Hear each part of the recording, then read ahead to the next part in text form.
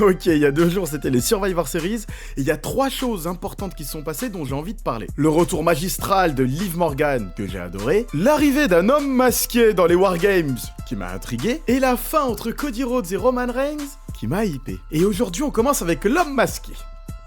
Nous sommes à la fin du Wargames, après 40 minutes de guerre entre les deux équipes, CM Punk envoie un GTS dans la tête de Logan Paul et il s'apprête à gagner le match, mais non. Bron Breakker casse le tombé, CM Punk se retourne et il voit un homme masqué. Mais pas le temps de réfléchir ni de respirer, l'homme sous la cagoule envoie un stomp et s'évade de la cage comme une petite gazelle.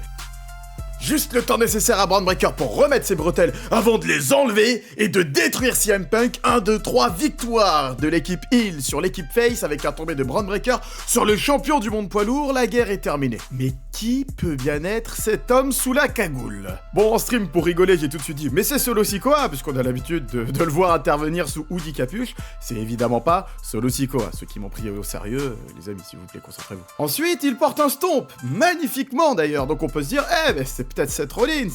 Mais non, Seth Rollins sort d'une opération de l'épaule, il a les genoux en vrac, il aurait pas escaladé la cage comme une gazelle.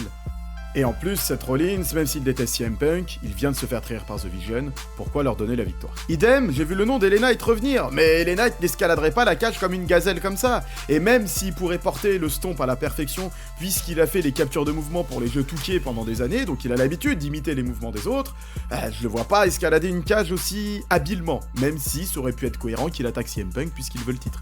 Soyons d'accord. Alors j'ai vu le nom de Buddy Murphy passer aussi. Normalement il est sous contrat à la EW et puis je sais pas, la carrière semble pas vraiment correspondre.